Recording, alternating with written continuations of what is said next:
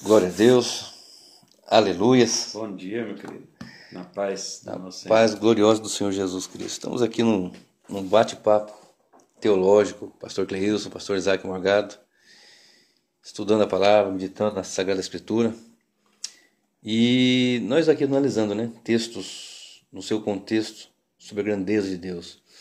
Eu costumo dizer o seguinte, pastor, que quando eu comecei a entender a soberania divina, tudo na teologia para mim ficou mais simples, mais fácil.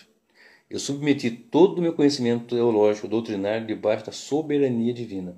Estando debaixo da soberania divina, ficou muito mais claro, muito mais fácil, muito mais amplo a forma de entender Sim. as doutrinas do Senhor. Tem um amigo meu que ele diz que depois que ele aprendeu a doutrina reformada sobre a soberania de Deus, ele começou a fazer as pontes, daqueles versículos que ele encontrava como um abismo. Exatamente. Por exemplo, dentro da escatologia, que é uma área que eu gosto muito, de igual modo o amado irmão, eu tinha pontos ali que eu ficava sem essa ponte. Falei, meu Deus, e agora? Onde vai encaixar? O arrebatamento secreto, a vinda do Senhor em duas fases, mas eu tenho um texto ali que não mostra isso, eu não lia Mateus, Marcos, Lucas, eu não encontrava isso, Mateus 24, Lucas 21, João, Marcos 13, E eu não achava, eu ficava, meu Deus. Aí quando vai estudando, dentro da doutrina reformada, porque tem que se estudar, nós estávamos falando agora há pouco, para entender dentro dessa linha teológica, tem que se estudar muito, com diligência, com observância, como eu posso falar? Com aplicação mesmo, Dedicação, esmero. Até porque também há muitas pessoas que criticam a doutrina reformada com uma crítica superficial, Sim. Eles não se aprofundam para saber o que está dizendo sobre aquela doutrina. Exato. E já criticam, É aquela famosa crítica do espantalho. Ele faz uma caricatura da doutrina e critica aquela caricatura. Na realidade, ele não está criticando a doutrina em si, mas aquilo que ele acha que a doutrina diz. Aí não é honesto, fazer isso. Não. E superficialmente, quando você estuda qualquer assunto teológico, qualquer assunto doutrinário, você pode ter muitas hipóteses. Sim. Não é isso? Pode ser assim, pode ser assado. É evidente que há respostas que nós vamos ter só na eternidade, se o Senhor nos quiser dar. Não é isso? Mas tem coisas que já são abertas para nós, os mistérios foram desvendados para nós, E para se ter um entendimento, precisa de um estudo, como nós falamos, com diligência, com aplicação, profundamente. Por exemplo, o texto que nós vamos ler agora, o irmão vai ler aí, nós vamos falar um pouquinho sobre, dentro dessa temática da soberania divina, sobre a ordem da salvação. Sim. Que é algo assim que na mente de muitos é controverso, confuso na mente de outros, despertador na mente de outros, e eu creio que se nós entendermos esse plano, essa sequência que Deus, na eternidade, na sua soberania, no seu plano eterno, estabeleceu, fica muito mais fácil, muito mais claro, para nós vivermos uma vida de temor, de retidão e de vida debaixo da misericórdia do Senhor, com entendimento. Sim, você colocou duas coisas muito importantes sobre a questão do entendimento teológico da doutrina reformada. Primeiro, essa última parte aí, da nossa vida com Deus. Porque teologia não é só conhecimento bíblico, não. Ela nos leva a uma prática de vida. Prática de vida, isso. E isso realmente vai trazer qualidade. Tem gente que fala assim para mim, mas isso aí não é uma coisa que vai interferir na sua salvação. E eu respondo, ela não interfere na minha salvação mesmo. Nada interfere. Exatamente. Nada interfere. Exatamente. Porém, isso interfere na minha qualidade de vida cristã. Exato. Dependendo da forma como eu creio, eu posso ser um crente com mais qualidade. Exato. E a outra coisa que você tocou no assunto foi sobre o entendimento da Bíblia como um todo. Como um todo. É uma cosmovisão bíblica. Quando você fala qualidade, eu posso dizer que essa qualidade está dentro de uma vida de santificação dentro de Deus? Sim, com toda certeza, porque a vida cristã aqui na Terra, ela pode, vamos dizer assim, se concentrar, Não é só isso, a santificação, mas ela se concentra nisso. Porque todas as demais coisas que o cristão faz, ele faz para isso, para se separar do pecado e para viver para a glória de Deus. Para a glória de Deus. Então, em resumo, antigamente eu pensava assim, pastor, que doutrina reformada é predestinação, o centro dela. Hoje eu vejo que não, que o centro da doutrina reformada é tudo para a glória de Deus. É o que nos informa o apóstolo Paulo em Coríntios 10:31, né? Portanto, quer comais, quer bebais, ou façais qualquer outra coisa, fazei tudo para a glória de Deus. Para a glória de Deus. Então, se eu estou trabalhando, eu trabalho para a glória de Deus. Se eu estou me alimentando, eu alimento para a glória de Deus. O meu ser, plenamente, ele está irrepreensível, conforme fala em 1 Tessalonicenses 5:23, né? E todo o vosso espírito, alma e corpo, a plenitude do nosso ser. A plenitude do ser. Nós no inteiro, não no 80%, partes, 9%, não. Eu no inteiro. Né? Tinha uma frase antigamente que todo falava, né? Os seus irmãos, antigamente, né? Não, eu sou convertido até o cotovelo. Pra frente aqui, se mexer comigo, não, já viu isso aí? Outros falavam assim, não mexe comigo não, porque o velho homem desce da cruz. Isso tem. Né? Mas quando nós entendemos esse plano eterno de Deus, essa qualidade de vida que nos leva a uma vida separada de santidade ao Senhor, nós vamos ser, com certeza, melhores cristãos, melhores pais de família, melhores profissionais, melhores em tudo.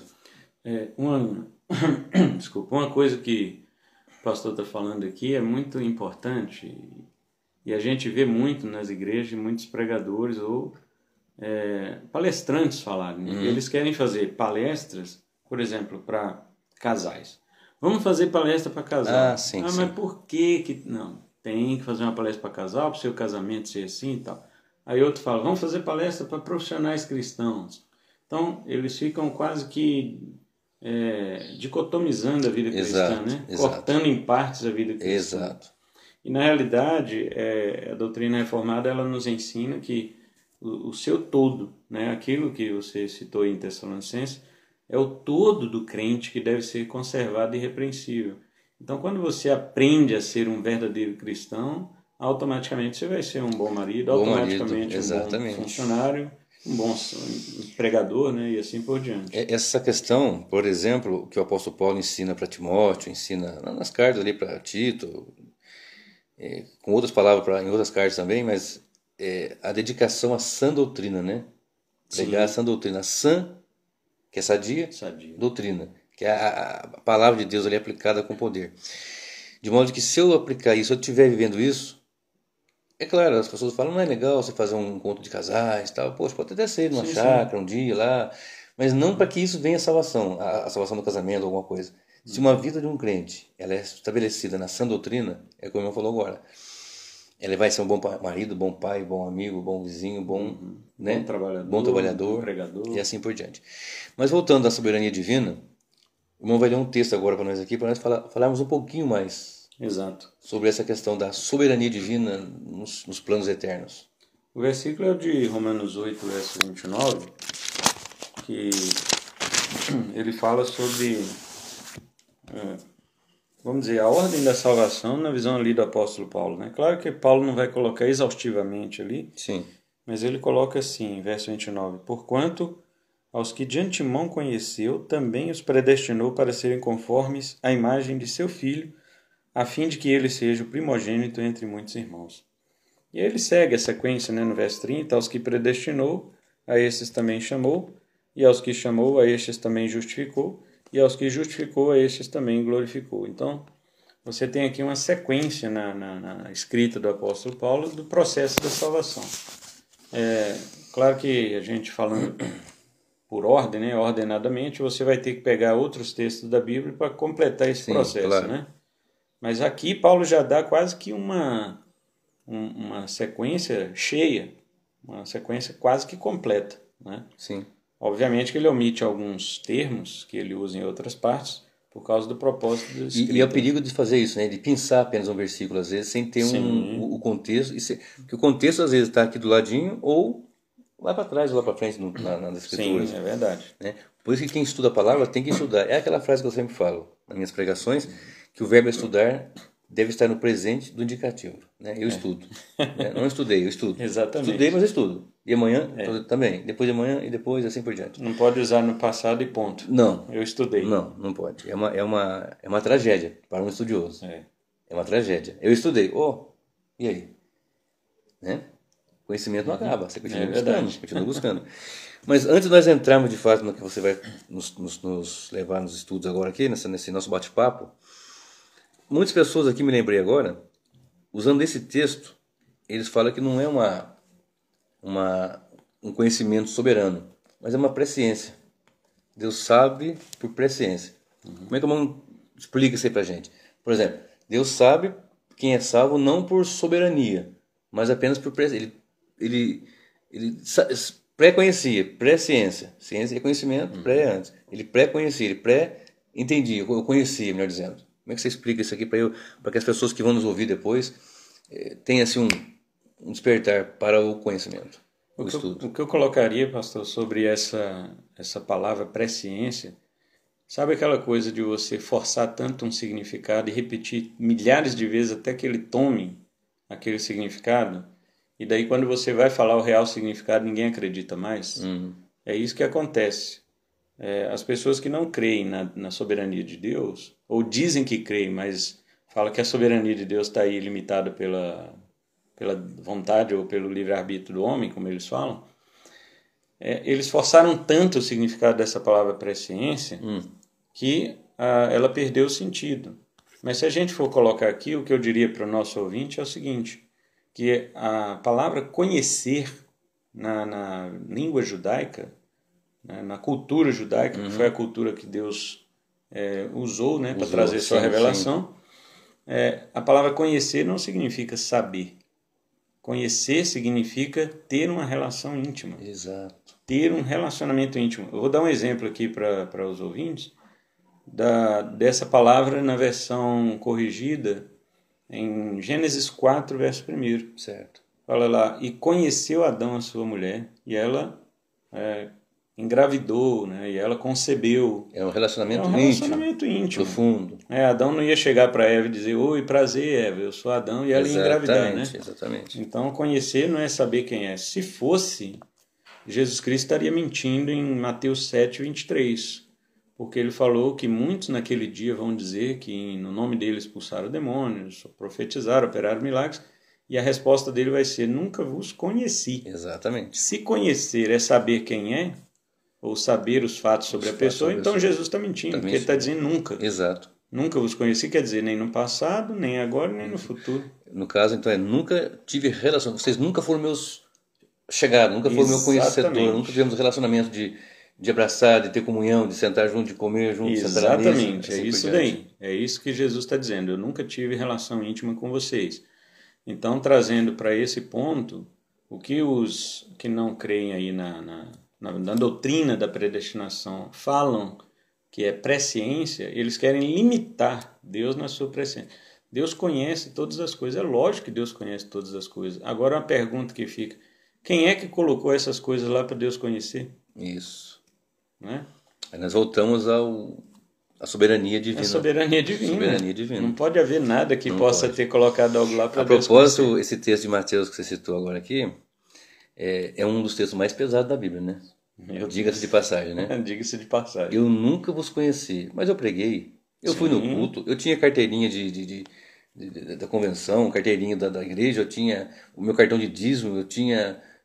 E ele vai olhar e vai dizer, eu nunca vos conheci.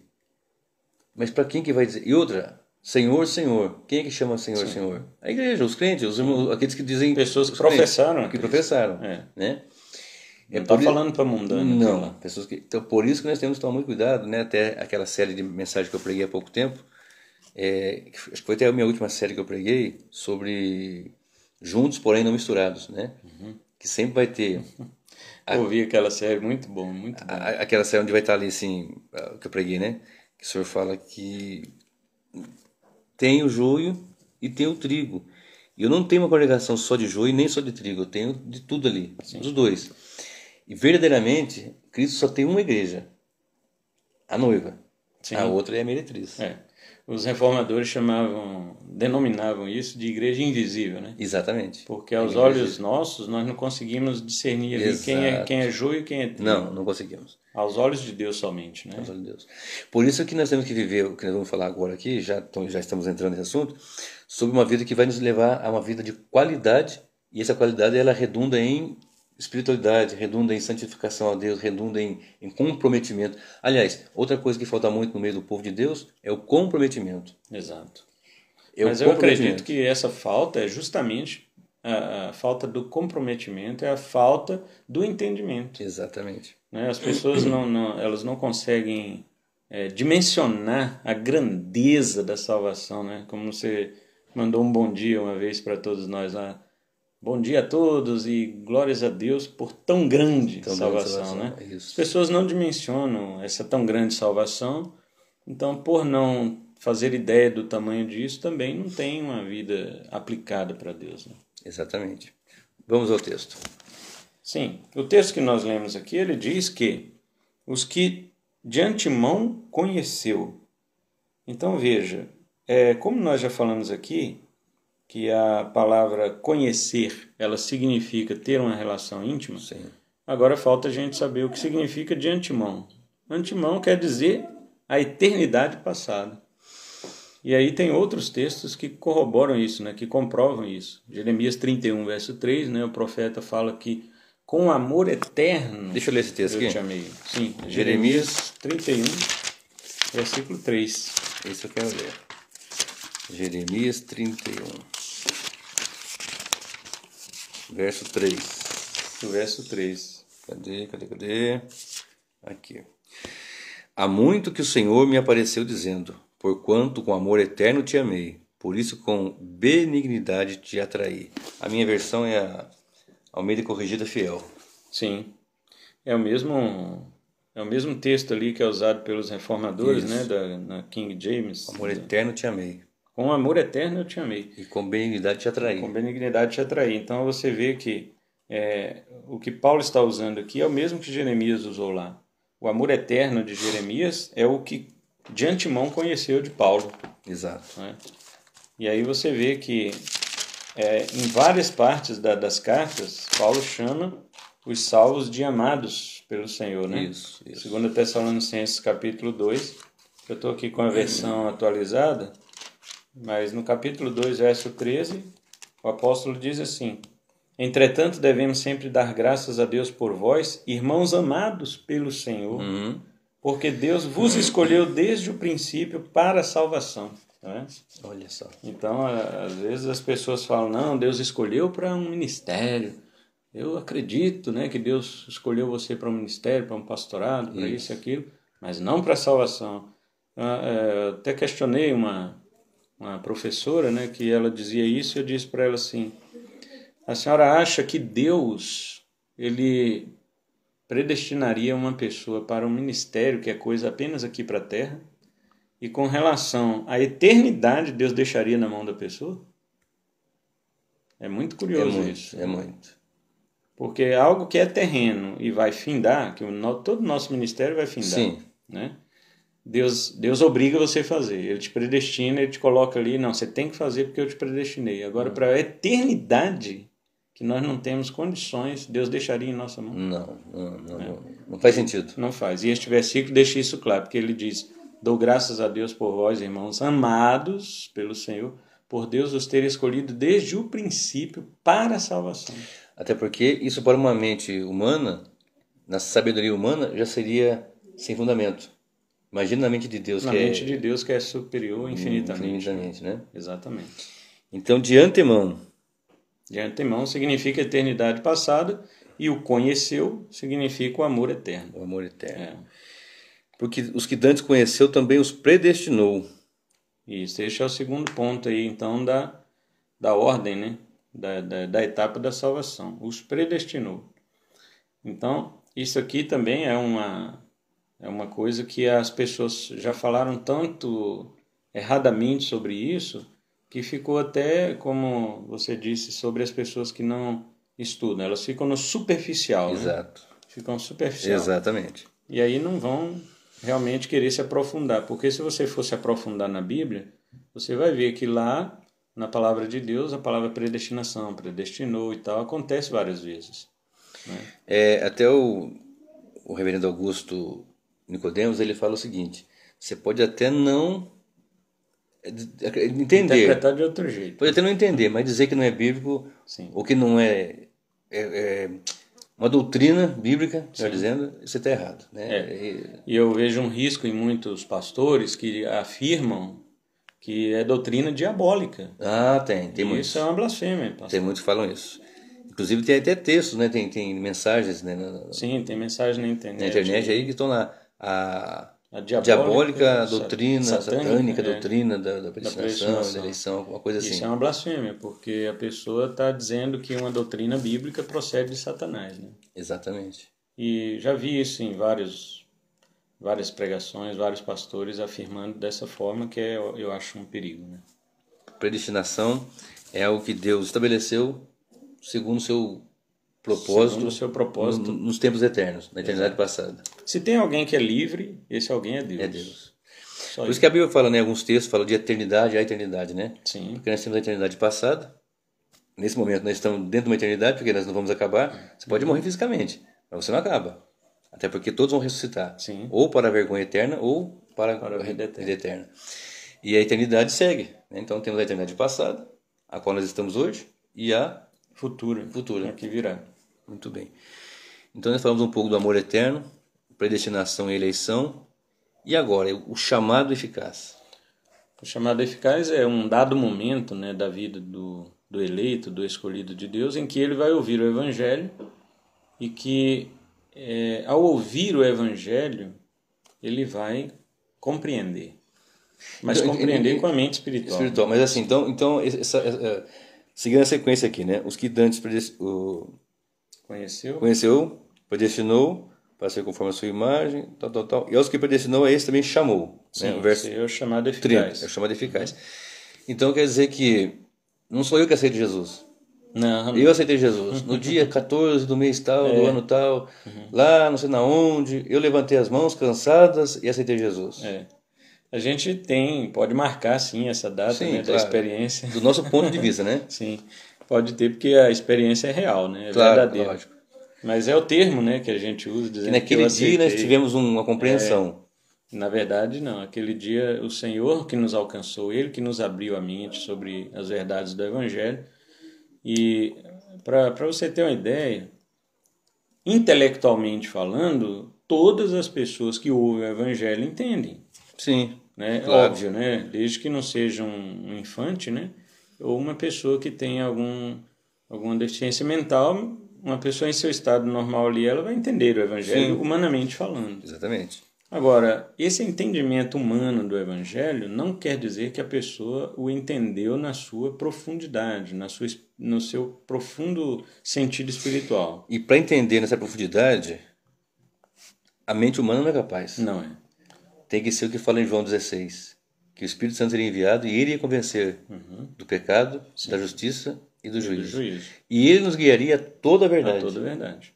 E o apóstolo Paulo diz em Efésios que nós estávamos mortos em nossos delitos e pecados. E morto faz o quê? Ele não consegue. Eu trabalho na área de saúde, como muitos dos meus irmãos sabem, lido com muita gente morta. O indivíduo morre, a gente amarra as mãozinhas dele, tira tudo que a gente colocou de medicação, de acesso, de sonda. A pessoa não faz nada, está morto. Colocamos o lençol e leva o necrotério. Depois ali o pessoal da funerária que cuida. Leva da sepultura, acabou. Ele não faz mais nada, não fala nada. Olha, eu não quero que faça isso. Não, eu quero outro caixão. Por quê? Porque está morto. Então o pecador é uma pessoa que está morta. Espiritualmente, completamente morta. Então aquela frase que eu sempre falo também, você precisa morrer porque você está morto, senão você morrerá. Essas suas frases aí, né? Tem que ser explicado. Né? Eu até brinco nas minhas explicações, parece uma frase do Chaves, né? Você está morto, não, você precisa morrer porque você está morto, senão você morrerá.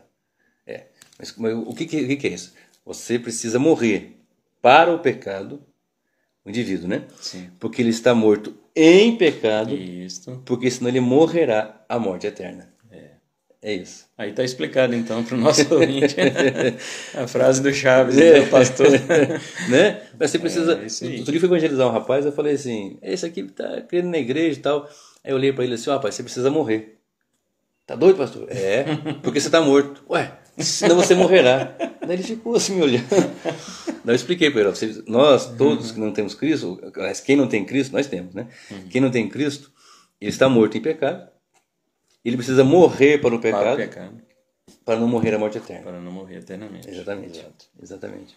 E uma coisa interessante sobre o chamado eficaz, está lá em João 5:25. Sim, perfeito. Eu vou ler esse. Esse eu vou ler. É um dos textos mais apreciados. João 5, João 5:25. 25. Impressionante que Jesus Em verdade vos digo que vem a hora, e agora é, em que os mortos ouvirão a voz do Filho de Deus, e os que a ouvirem viverão. Então aqui Esse é o chamado eficaz. então como eu tenho que ter uma plenitude, como nós falamos agora há pouco, espírito, alma e corpo, uma vida de santidade, de qualidade para Deus, para eu servir ao Senhor, não servir só ao Senhor, na salvação eu tenho a plenitude de Deus então me salvando. Sim. Deus no plano eterno, Cristo na cruz do Calvário e o Espírito Santo te convencendo, exatamente. Aleluias. Toda a Trindade, né, empenhada, imbuída em trazer a operação dessa salvação. Porque esses mortos do verso 25 não são os mortos na sepultura. Não são os mortos. Esses mortos na sepultura são os mortos que vão ouvir a voz. Sim, os mortos físicos da sepultura são lá do verso 28 e 29. Porque aqui no 25 diz: em verdade, vos digo que vem vem a hora. E agora é. é. Então não são os mortos físicos, porque eles não ressuscitaram ainda. E os que ouviram a voz do Filho de Deus viverão. Então, se a hora já é essa, porque está escrito aí, né? Agora é. Aí eu me remeto a Efésios 2. Sim. E vos vivificou, estando vós mortos em ofensas e pecados. E agora, quando chega no verso 28 e 29, diz assim: não vos maravilheis. Estamos em João 5, verso 28.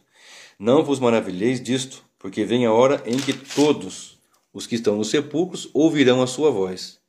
E os que fizeram o bem sairão para a ressurreição da vida, e os que fizeram o mal para a ressurreição da condenação. Está linkado, conectado lá com Daniel 12 também. Daniel 12, exato. E você vê que ele não diz que já chegou essa hora. Não. No 25 exatamente. Ele fala que já chegou. Agora é. Agora é, isso. Maravilha, glória a Deus. Chamado eficaz. Regeneração. A regeneração ela é o resultado desse chamado eficaz. Então, uma vez que você entendeu a pregação do Evangelho da forma profunda e espiritual, por que você entendeu? Porque você recebeu uma nova mente, uma mente renovada para entender. Porque espiritualmente falando, não intelectualmente falando, sabe? Sim, claro. Espiritualmente falando, o ser humano não entende a verdade do Evangelho. Intelectualmente falando, ele entende. Tanto que nós apelamos para o entendimento intelectual do homem, né? Quando a gente evangeliza.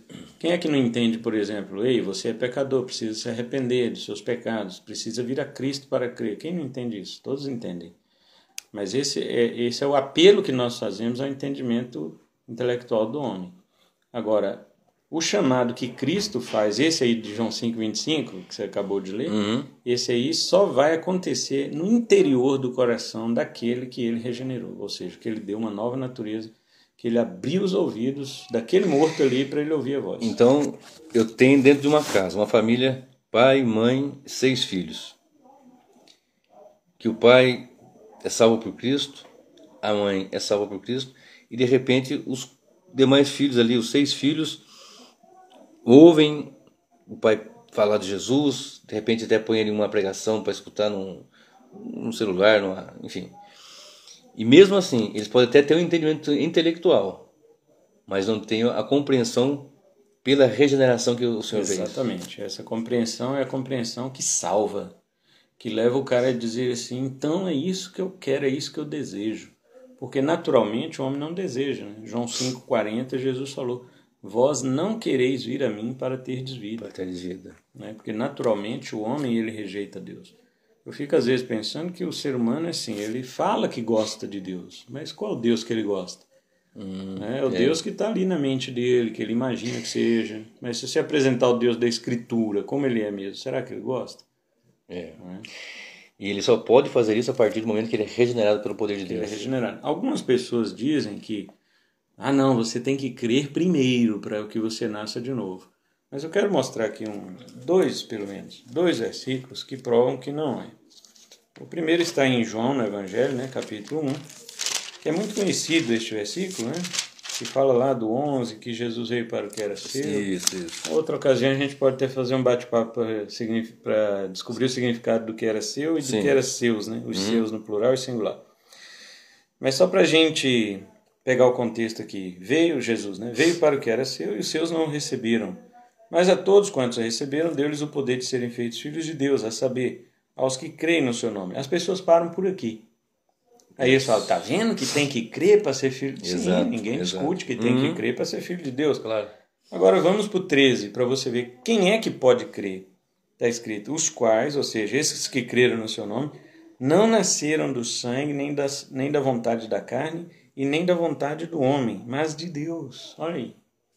Os que creram, nasceram. Não foi nem a carne, nem a vontade humana, né? Não, Foi Deus. foi Deus. Eles não creram porque quiseram. Eles creram porque nasceram de Deus. Não tiveram poder Não para tiveram crer, poder para crer. mas aos Primeiro, eles tiveram que nascer de Deus. que... Porque o texto fala assim,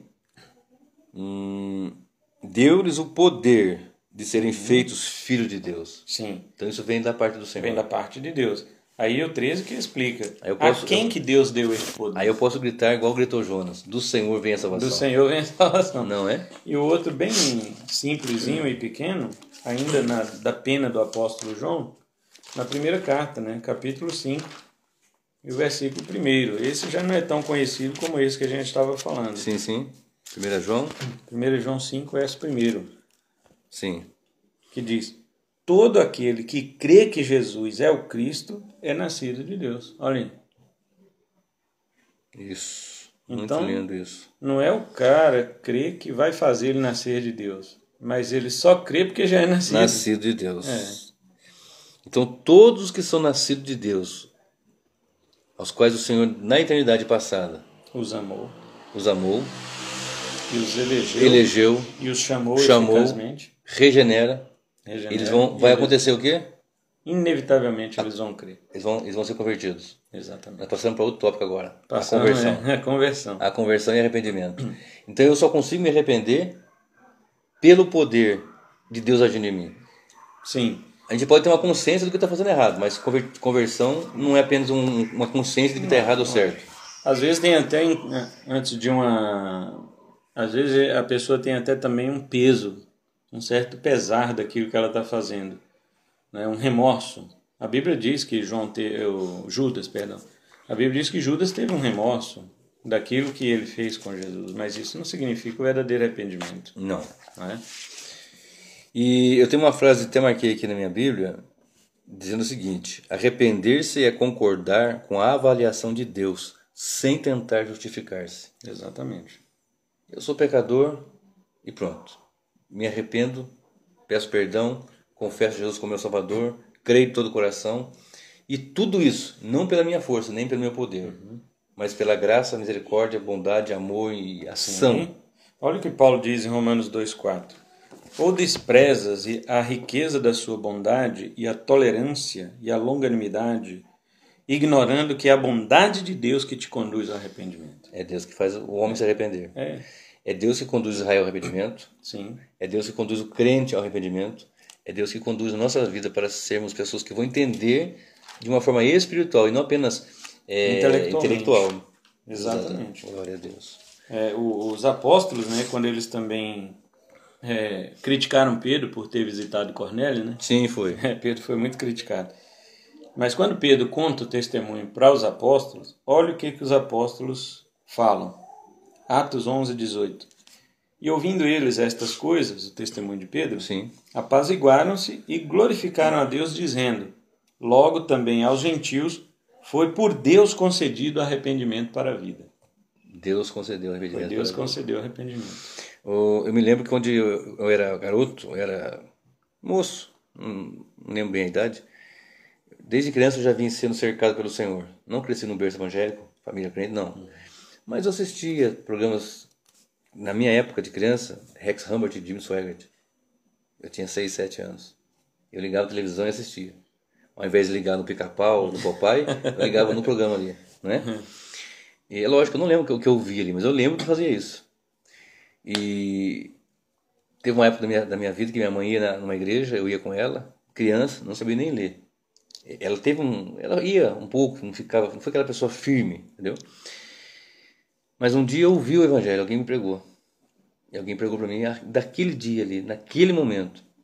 eu tive uma compreensão que eu nunca mais consegui deixar de acreditar. Embora a gente pode errar, pode revelar, mas você nunca esquece daquilo, porque você tem uma plena convicção, não intelectual, mas espiritual da parte do Senhor. É ali que é a regeneração, porque o homem só pode crer profundamente se ele tiver uma mente transformada. Então a conversão é arrependimento mais essa fé. Explica isso aí para nós. A conversão, a palavra já significa o retorno, né? Sim. Converter é retornar. Então você está indo numa direção da pista, você vai fazer o retorno, você vai fazer a conversão. Você vai voltar ao contrário daquilo que você estava indo. Mas se volta de que maneira? De duas formas. Em arrependimento e fé. O que é o arrependimento? É você virar as costas para o pecado. E o que seria a fé? É você vir em direção a Cristo, reconhecendo que Ele é o único que realmente em quem você deve depositar sua confiança para a vida eterna. Amém.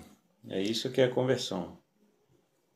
O próprio Jesus falava isso, né, em Marcos 1,15. Ele diz assim, o tempo está cumprido e o reino de Deus é chegado. Arrependei-vos e crede no Evangelho. Interessante que a pregação de João Batista era essa, né? Arrependei-vos. Sim. Mas João não colocava o elemento fé, não. Né? Aí ele vem, arrependei-vos e crede. Jesus coloca o elemento fé. E quando Pedro chega o Espírito Santo lá em Atos, começou a pregar, o que faremos nós? Né? Arrependei-vos. Uhum. E também lá no capítulo 3, também Pedro fala, né, para as outras autoridades,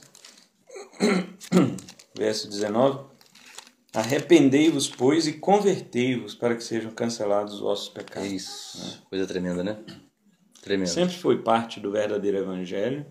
Eu costumo dizer nos estudos da igreja, pastor, que se você diz que evangelizou uma pessoa, mas você não falou do arrependimento e fé, você não evangelizou. Exatamente. Porque são duas coisas que que fazem parte do verdadeiro evangelismo. Arrependimento e fé. Passando para um outro tópico agora. O tópico agora é a justificação. Justificação. Esse processo ele é único e exclusivamente de Deus. Vamos voltar aqui para Romanos 8,30. E aos que predestinou, a esse também chamou, e aos que chamou, a esse também justificou. Exatamente. O que é a justificação? A justificação ela é uma declaração forense. Ela não é, vamos dizer assim, uma obra.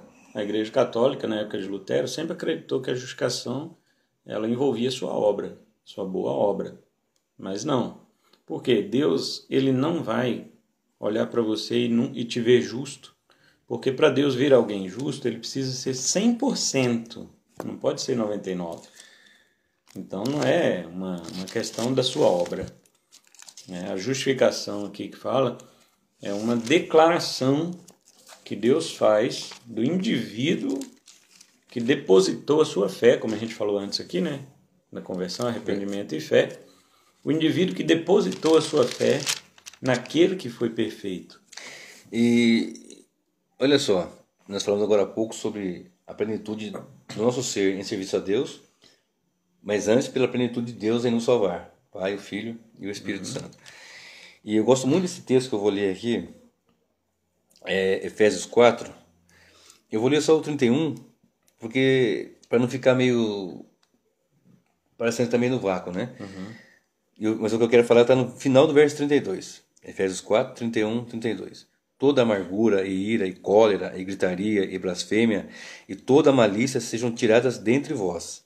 Antes, sede um para com os outros benignos, misericordiosos, perdoando-vos uns aos outros, como também Deus vos perdoou em Cristo Jesus. Então, olhando para a justificação, o Pai olha para o Filho na cruz, para nos alcançar, olha através de Cristo. Através de Cristo, exatamente. E eu pulo agora para o capítulo 5, verso 1 e 2. Sede, pois, imitadores de Deus como filhos amados, e andai em amor, como também Cristo nos amou, e se entregou a si mesmo por nós, em oferta de sacrifício a Deus, em cheiro suave. Então, o Senhor Jesus, por misericórdia, graça infinita, se entregou em oferta a Deus, porque nós somos alvo da ira divina. Sim. Sem Cristo. Tudo que a gente pudesse oferecer a Deus era contaminado. Deus jamais poderia aceitar.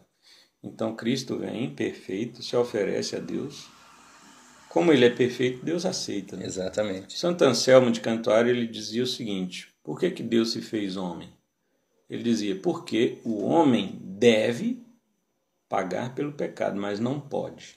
Deus pode pagar pelo pecado, mas não deve. Sim. Então Jesus se fez homem porque, sendo Deus, ele pode pagar, e sendo homem, ele se faz devedor para pagar. Isso, olha que lindo. Maravilhoso. Tremendo, tremendo. Deus os perdoou em Cristo. Aleluia. Em Cristo. Adoção. Adoção, como o nome já diz aí, é trazer você para a família de Deus. Uma vez que você foi perdoado dos seus pecados, então você foi trazido para a família. Porque Deus não pode, pastor, receber na família dele alguém cujas obras pecaminosas ainda não estão resolvidas. Né? Exatamente. Para ter comunhão. O que foi que quebrou a comunhão do homem com Deus? Não foi o pecado? Foi o pecado. Então como que o homem pode ter novamente comunhão com Deus ainda em pecado? Não pode. E eu falei aquela frase ontem, nossa conversa, achou interessante, né? Eu vou repeti-la aqui. Comunhão, né? A gente costuma falar assim, eu não sento à mesa com alguém que eu não tenha comunhão. Essa foi boa. Como é que o homem perdeu a comunhão com Deus? Pecando. Lá, o representante da raça humana, Adão, pecou como? Desobedecendo. Mas fazendo o quê? Comendo de um fruto que não era para comer. Como é que o homem volta a ter essa comunhão com o Senhor? Comendo. Comendo também. Comendo também. Porque a carne Cristo, e o sangue de Cristo. Aquele que não comer da minha carne, não beber do meu sangue, não tem parte comigo. Né? E é representado na ceia, mas sim. ali é uma representação daquilo que de fato existe. Um simbolismo daquilo que nós fazemos. Por exemplo, aqui nós estamos nos alimentando, estamos comendo. Então o homem desobedeceu e comeu, caiu. Aí o homem, pela misericórdia, pela graça, pelo plano eterno, ele obedece, ele vai comungar, vai comer, vai ter essa comunhão. Interessante isso. É muito bom. Aliás, dá vontade até de a gente falar sobre aqueles que estão aí destruindo, né, o simbolismo da ceia, sim, por aí. Mas sim, só uma outra oportunidade por causa do tempo, né? Somos adotados e nessa família nós podemos sentar e comer. Exato. Deixa-me dizer uma diferença entre a adoção humana e a adoção divina. Sim. A adoção humana, a pessoa vai lá, escolhe a criança, traz para sua família, registra, dá seus nomes, seu direito legal, sua herança, essas coisas, né? Mas tem uma coisa que o homem não pode dar para o filho adotado. Ele não pode dar sua genética. Sim. E Deus, quando nos adota, Ele nos dá a sua genética. Exatamente. Além de nos dar a sua herança, além de nos dar os privilégios do cristianismo, né? Ele também nos dá a sua genética. Você falou aí, já me lembrei agora de um texto e tremendo da palavra do Senhor, está aqui em 1 Pedro, capítulo 1, e o verso 23. Cadê? 1 Pedro 1 e 23, que diz assim: sendo de novo gerados, não da semente corruptível, mas da incorruptível, pela palavra de Deus, viva e que permanece para sempre. Rapaz, isso dá uma pregação, é só esse versículo. Não é? Olha o tanto de tópico. Olha aqui, que ele fala, né? Sendo de novo gerados, não da semente corruptível, mas da incorruptível, pela palavra de Deus, viva e que permanece para sempre. Lembrando os ouvintes que nós não fizemos nenhum esboço aqui. Não, isso é bate-papo mesmo. É bate-papo mesmo. Estamos aqui, nós temos uma ordem, uma linha da ordem da salvação, né? Sim. Ordem de saúde. Estamos seguindo ela. Porém não tem nenhum esboço, nada marcado. Conforme Deus vai nos dando aqui, estamos soldando aqui. É verdade. E você falou em 1 Pedro, eu lembrei de 2 Pedro.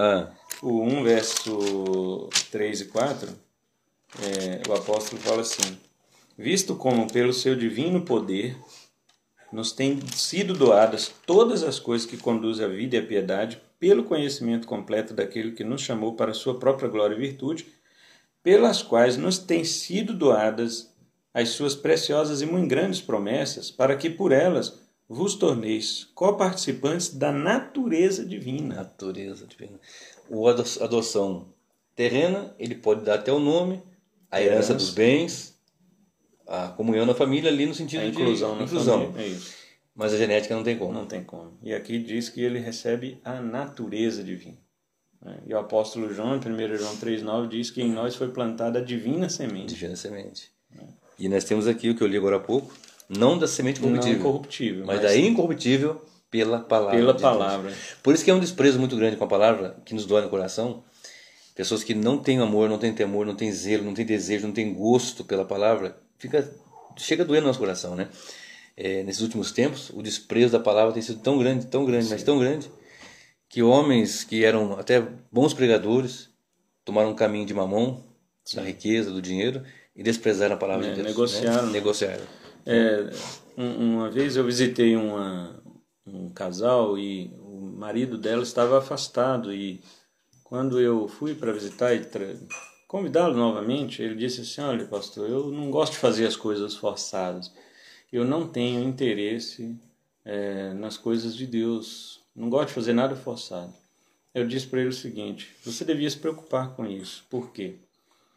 Porque se você está esperando ir para o céu, no céu vai ser exatamente o que tem aqui, só que em mais dose, em dose mais alta. Se você já não gosta das coisas de Deus aqui, você não vai gostar lá. Exatamente. O céu vai ser um inferno para você. Exatamente. Né? Exatamente. E isso só pode, esse prazer só pode ter aqueles que foram regenerados, como você leu lá, pela palavra, ou seja, o indivíduo não é regenerado de qualquer jeito. Não. É pela palavra, que é o chamado eficaz que a gente falou antes. E justamente é através dessa mensagem, da palavra, da pregação sã, da doutrina sagrada, sadia, que homens têm sido alcançados pela misericórdia. Sim. Que nós fomos alcançados, né? Que nós queremos alcançar outros. E você vai ver que é ali que está a verdadeira conversão. Né? Exatamente. Santificação. A santificação aí já é a caminhada cristã, né? Vamos dizer que a regeneração é o bebezinho. Exato. Né? E a adoção é colocar ele ali no berço da igreja, da casa de Deus, da família de Deus. Mas a santificação já é ele crescendo, já é ele andando. É o que a gente estava falando naquela hora. Não estamos livres de tropeços. Claro. Né? Seu filhinho, quando está aprendendo a andar, ele vai tropeçar. Ele está aprendendo a andar. E nem por isso você vai estar lá toda hora batendo nele porque ele caiu. Exatamente. Não, você vai lá, você pega na mão dele e tal. E assim é a vida do cristão. Mas à medida que nós caminhamos em santificação, porque a palavra santificação quer dizer separação, né? Exato. Só que há duas coisas, pastor, sobre a separação. O aspecto negativo e o positivo. O aspecto negativo da santificação é separar do pecado. E o positivo é separar para Deus. Tem muito crente, o senhor tem experiência com isso no seu pastorado, eu também tenho, e outros que são pastores têm. Existem pessoas que você vai visitar, eles estão afastados da igreja, estão afastados da comunhão. Quando você visita, eles falam: não, mas não estou fazendo nada de errado. Eles usam esse argumento. Exatamente. Ou seja, eles dizem: eu não estou fazendo o que Deus proibiu. Mas eu pergunto: você está fazendo o que Deus ordenou? Então, quer dizer, você está se afastando do mundo, mas você não está se aproximando de Deus. Se aproximando de Deus, é verdade. Então, são dois aspectos da santificação que a gente precisa observar.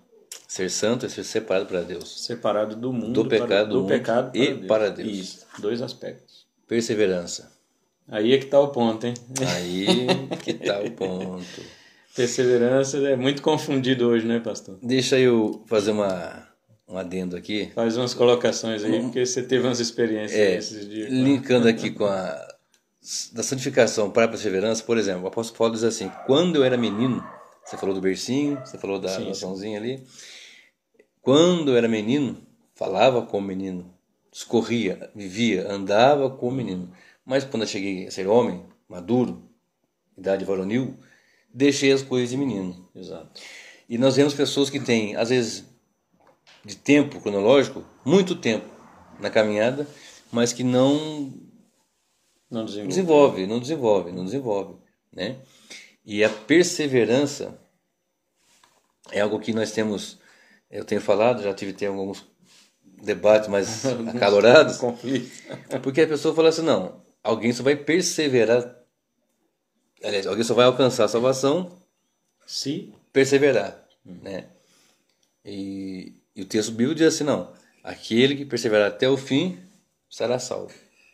Aí o Senhor vem com a mensagem dizendo o seguinte: quem persevera até 80%, até 70%, somente 100%. E só persevera aqueles que Deus preserva. Exato. E eu me remito agora a esse texto aqui de Judas, que eu acho extremamente importante para a nossa meditação aqui. O verso 1. Judas é só um capítulo, né? Sim. Judas, servo de Jesus Cristo e irmão de Tiago, aos chamados. Começou por aqui. Chamado eficaz. Santificados em Deus Pai. Separados em Deus Pai. E A minha conservados. versão fala amados. Em Amados? Deus Pai, é. Olha disso.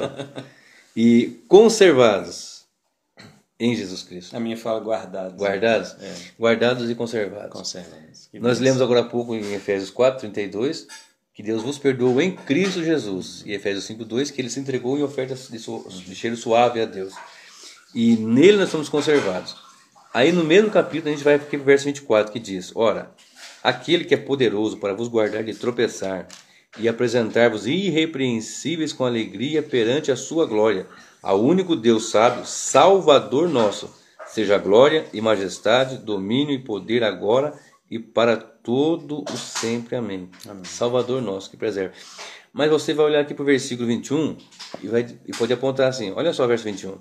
Vamos ler o 20. Mas vós, amados, edificando-vos a vós mesmos sobre a vossa santíssima fé, orando no Espírito Santo, conservai-vos a vós mesmos no amor de Deus, esperando a misericórdia de nosso Senhor Jesus Cristo para a vida eterna. Aí alguém pode dizer, mas aqui está dizendo que somos nós que nos conservamos. Olha aqui, conservai-vos a vós mesmos no amor de Deus. Perfeito. Fala da nossa Nossa responsabilidade. responsabilidade. Sim. Eu tenho um compromisso com Deus, um comprometimento com Deus. Quem me sustenta, conservado em Jesus Cristo, verso 1 e o verso 24, aquele que é poderoso é o Senhor. Eu tenho a minha responsabilidade, eu tenho a minha conduta diante de Deus. Quando que eu vivo integralmente, espírito, alma, corpo, o ser completo para Deus, eu vou me conservar no amor de Deus. Olha. Sim. Pronto. Me lembrei do apóstolo Paulo em Filipenses 2, 12 e 13. Ele diz: assim, pois, amados meus, como sempre obedeceste, não só na minha presença, porém muito mais agora na minha ausência, desenvolver a vossa salvação com temor e tremor. Isso. Aí a pessoa fala, tá vendo que é você que tem que desenvolver? Exatamente. Aí você lê o 13, ele fala, porque Deus é quem efetua em vós tanto querer como realizar segundo sua boa vontade. É o texto fora do contexto. Gera pretexto. Entendeu? E é aquilo, de pegar só um ponto aqui, um ponto a colar e faz uma coxa de retalhos. Exato. Não tem um estudo Panorâmico, né, sobre o assunto. Né? Onde nós estamos agora? Morte física. Morte física. Então, essa da morte física aqui é interessante porque o Wayne Grudem é um dos únicos, pelo menos dos que eu pesquisei, um único teólogo que coloca, né, na ordem dos saludes a morte física. Eu achei interessante porque na morte física ele coloca ela como sendo um processo da salvação, porque através da morte física Deus aperfeiçoa a alma do seu eleito, do seu filho, né, que viveu já aqui na terra, sua vida de santificação, de perseverança. Deus aperfeiçoa a alma dele mediante a morte. Por isso que preciosa é a vista do Senhor, né, a morte dos seus santos. E você vê também que na ocasião da morte do crente, o apóstolo Paulo diz assim, para mim o viver é Cristo e o morrer é lucro. Deixa eu fazer um adendo aqui. Sim. Nesses últimos tempos, o que tem de crente desesperado com medo da morte, tem medo de morrer com a possibilidade, né, a iminência de um tsunami. Tem medo de morrer com a chamada, talvez, não sei se procede de fato de verdade, a teoria da conspiração. Vai matar, vai morrer tantas pessoas. Medo de morrer com um asteroide chamado Nibiru. Medo de morrer com... Alguém chegou e me perguntou, pastor, o que o senhor acha da gente que, né, dá vacina para as crianças? Que está saindo um boato que a vacina vai ser contaminada para matar. Eu falei assim, dá vacina para o seu filho, filho. O senhor trabalha na saúde? Não, vacina seu filho. Porque se porventura, a Bíblia nos fala, nos informa, o Senhor Jesus disse que o mundo jaz no maligno. Se houver um plano de Deus, ou um plano, melhor dizendo, das trevas, para que haja a morte de alguns, isso nunca vai estar acima do que Deus determinou e fim de papo. Deus é soberano. Se Deus permitir que sejam mortos 40 milhões, vão morrer 40 milhões. Para que o crente tem medo da morte? Que tanto medo da morte o crente tem? Se Paulo fala, o viver para mim é uma bênção, estou em Cristo. Sim. Mas o morrer é lucro. O morrer é lucro. Por quê? Porque eu estou muito melhor. Sim. Não vou ter mais, né, a glorificação da alma que você falou agora. Sim. Quando o crente morre. Depois do corpo, na ressurreição, a gente vai falar mais um pouquinho. Agora, observe. Um medo desenfreado de morrer. Mas e se morrer fulano? Meu amigo, se tiver que morrer, você serve a Jesus, eu não li agora há pouco aqui em Judas, conservados em Jesus Cristo, você está salvo, está tranquilo. Para que tanto está preservado? Para que tanto medo da morte? Né? Você vê que os maiores cristãos, os apóstolos, né, os pais da igreja que foram ali perseguidos, eles não tinham nenhum medo da morte. Não tinham. Os cristãos colocavam a sua cabeça dentro da boca das feras, eles entregavam seus corpos para ser queimados. A igreja de hoje, os crentes de hoje, na sua maioria, é uma igreja muito cheia de mimimi. Sim. De dodóizinho. Os cristãos do passado, eles eram levados para as arenas, dilacerados por feras, queimados. Na noite de São Bartolomeu, lá na Alemanha, foi colocado muitos cristãos numa rua estendida assim e acenderam fogo. A rua toda, aquela avenida iluminada pelo corpo dos nossos irmãos em Cristo. Eles morriam ali dando glória a Deus. Sim. Né? Os mártires, eles são um exemplo de que não amaram a sua vida, né? E Jesus falou isso, né? Quem amar a sua vida, perder-la. E hoje a nossa geração de crentes, infelizmente, ama muito essa vida. E aí, você é ouro de Ofir, você é... Quem quer morrer desse jeito, né? Você é não sei o quê, e você é o centro. É um evangelho você é a menina dos olhos de Deus. Antropocêntrico. Aí não pode ficar doente, porque se ficar doente está errado. Está em pecado. E alguém aponta, olha, se você está doente, irmão, desempregado, doente, você tem que ver... alguma coisa errada com você. Errada. Exato. E não é isso. Não é isso. Acontece que uma geração de crentes que não sabe viver para a glória de Deus tem medo de morrer. Tem medo de morrer. Eu trabalho, sendo redundante, né, na área da saúde, e eu vejo muitos crentes doentes e vão à morte. Evoluem para o óbito. Muitas vezes infeccionado com feridas, por causa de ficar muito tempo deitado, um cheiro muito ruim. Você não tem noção do que é uma pessoa com uma ferida infeccionada. É um cheiro muito ruim. Pessoas que professam Jesus. Eu já estive lá com pessoas que, no leito ali comigo, numa UTI, numa sala de emergência, melhor dizendo, cantando louvores a Deus. Eu tive essa experiência. E também a triste experiência de estar pregando para a pessoa ali no leito da morte e a pessoa dizer, cada um tem o Deus que quer. Eu não quero o seu Deus. O que eu posso fazer? Inclusive, algumas pessoas costumam dizer que ou ela vem para Cristo pela dor ou pelo amor. Eu acho totalmente errado isso. Ela só vem a Cristo pelo amor de Deus, pela misericórdia, por tudo que nós falamos aqui, amou na eternidade. Por quê?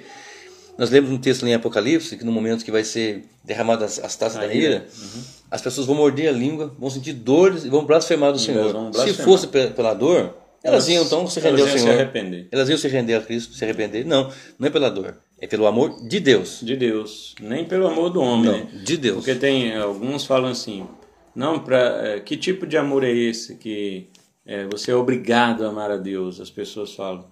Não, meu amigo. Aí eles falam assim, a verdadeiro amor é um amor que consiste de liberdade, você escolher amar ou não. Não é isso que a Bíblia define como amor. A filosofia pode definir isso como amor, mas a Bíblia não. A Bíblia diz em 1 João 4, verso 10, eu já estou perto aqui, o apóstolo João, ele define para nós então o que é amor. Né? Ele diz assim, olha, nisto consiste o amor, não em que nós tenhamos amado a Deus, mas em que Ele nos amou e enviou seu Filho como propiciação pelos nossos pecados. Maravilha. Isso aqui que é o amor. Esse é o amor. Agora vem alguns que creem aí no ensino da liberdade humana, do livre-arbítrio, disso, aquilo, falando que só pode haver um amor verdadeiro onde há liberdade. Meu amigo, isso não é amor. Isso é o que o mundo chama de amor. O que a Bíblia chama de amor é isso aqui. Nisto consiste o amor. Não em que nós tenhamos amado a Deus, mas Ele nos amou. Ele nos amou. E aí no 19, João termina até dizendo, nós o amamos porque Ele nos amou primeiro. E que tem esse amor? Tem medo da morte por quê? Não pode. Não é? Até aqui mesmo, no próprio... bem lembrado, porque eu posso pegar aqui, a partir do verso 17, no próprio 1 João 4, nisto é em nós aperfeiçoado o amor, para que no dia do juízo mantenhamos confiança, pois segundo Ele é, também nós somos neste mundo. No amor não existe medo. Pronto. Antes, o perfeito amor lança fora o medo. O medo produz tormento. Logo, aquele que teme não é aperfeiçoado no amor. Pronto. Como fala minha terra, matou a pau. Matou, fechou a marmita. Glorificação. Finalmente, né? Aqui a glorificação agora fala da segunda vinda de Cristo, onde haverá a ressurreição dos mortos, e os mortos em Cristo terão seus corpos glorificados. Na morte física ele teve sua alma, né, glorificada. É isso que o Gruden coloca, eu achei interessante. Na morte física o crente tem sua alma glorificada. E na vinda de Cristo, na parousia, nós teremos nosso corpo glorificado. Então vai reunir agora alma glorificada com corpo glorificado para herdar novos céus e nova terra. É disso que trata aí a doutrina da glorificação. Agora uma coisa interessante é que na Ordo Salutis, volta lá em Romanos, por favor, em Romanos 8, leu 30 agora, que nós já lemos 29, né? E aos que predestinou, a estes também chamou, e aos que chamou, a estes também justificou, e aos que justificou, a estes também glorificou. Qual que é o tempo do verbo aí da glorificação? Presente. Glorificou. Glorificou é o verbo? Ah, não, passado. Sim, todos eles estão no passado. Todos eles. Agora, a glorificação já aconteceu? Não. Então por que o apóstolo Paulo coloca no passado? Como se já tivesse acontecido. Aí vem a soberania divina, né? Porque já Deus está é fiel. Já está predestinado. Está predestinado. Aqueles que ele amou na eternidade, que é o primeiro ponto que nós falamos, inevitavelmente serão glorificados. Nenhum deles se perderá. Vamos para João? João 6,39. 39? Vamos para lá? Você já está em João aí? Estou aqui, já estou do ladinho aqui. João 6,39. Cadê o 6? Está aqui do lado. Eu gosto de ler o 37 até o 40. Para dar uma contextualizada melhor. Fechar o contexto. Todo que o Pai me dá virá a mim. Só um adendo. Quem dá as almas para o filho é o Pai. Então quem ganha almas é o filho. É o filho. Ninguém de nós ganha alma. E o que vem a mim, de maneira nenhuma lançarei fora. Por que não vai lançar fora? Porque foi o Pai que deu. Por que foi o Pai que deu? Porque está predestinado desde os tempos eternos. Sim. É um presente do pai para o filho. Como é que ele vai jogar fora? E o interessante aqui que me correu agora é que vem os eleitos. Sim. Esses vão chegar e vai ficar ali. Olha só. De novo. Porque todo aquele que o Pai me dá virá a mim, e o que vem a mim de maneira nenhuma lançarei fora. Porque eu desci do céu não para fazer a minha vontade, mas a vontade daquele que me enviou. E qual que é a vontade? Do Pai que me enviou é esta. 2 pontos. Que nenhum. Talvez alguém, não. 1 ou 2, não. Que nenhum de todos aqueles que me deu eu perca, mas eu ressuscite no último dia. Quando é o último dia? No dia da vinda do Senhor. É o dia da glorificação. Da glorificação. Porquanto a vontade daquele que me enviou é esta, que todo aquele que vê o Filho e crê nele tenha vida eterna, e eu o ressuscitarei no último dia. Então, os que vão ser glorificados, que para nós ainda vai acontecer, mas na mente de Deus... Na mente de Deus já aconteceu. Já está ali. Por isso Paulo coloca lá o verbo no passado, né? No grego é aoristo, né? O grego não tem o verbo passado, mas funciona como passado para nós. Ou seja, é uma ação já fechada, já completa. Então, assim como você já foi justificado quando você creu em Cristo, na mente de Deus você já está glorificado. Embora tenhamos dores, tenhamos cansaço, ficamos doentes, podemos ter algum mal. Sim, porque ainda estamos no corpo dessa morte. Uhum. Mas somos sabedores de que em Cristo Jesus nós temos uma eterna salvação que não se perde. Que eu costumo falar de uma forma mais chula, não é uma salvação meia boca, é uma salvação eterna. De modo que em Cristo Jesus, pelos méritos de Cristo, nós somos alcançados, foi o meio que Deus usou na cruz do Calvário. Sim. Pagando o preço. Porque se você perde, não é eterno. Não é eterno. O que é eterno não pode se perder, senão não é eterno. Maravilha. Né? Bom, nosso bate-papo já deu 1h04. 4 minutos.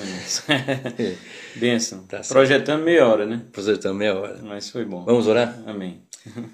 Eu sou o pastor Isaac Morgado, Igreja Missionária Volta de Cristo em Cruzeiro.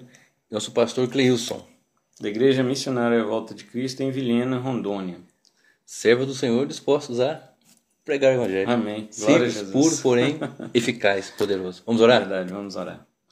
Deus, te damos graças, Senhor, por este bate-papo, esta hora que nós reservamos, o Senhor reservou para nós aqui, para falarmos da maior grandeza que existe, que é a nossa salvação. Aleluia. Porque isto, Senhor, é um plano eterno, não é algo que surgiu como uma segunda opção, um plano B ou uma carta na manga. mas sim, Senhor, como algo que o Senhor planejou desde a eternidade para o louvor da Tua glória. Sim, Jesus. Queremos Te dar graças, Senhor, porque não é por nós, mas dom de Deus. Glória a Isto não veio de nós. A Tua palavra diz que o Senhor usou o mesmo poder com o qual ressuscitou a Cristo Glória para com a Deus. aqueles que creem. Por isso nós viemos à fé. E queremos Te agradecer, Senhor, Sim, meu Deus. porque o Senhor nos elegeu mesmo sem mérito algum, mesmo sem obra alguma da nossa parte, para que pudéssemos fazer parte, Senhor, desta família de filhos semelhantes a Jesus, para que Ele seja o primogênito entre muitos irmãos.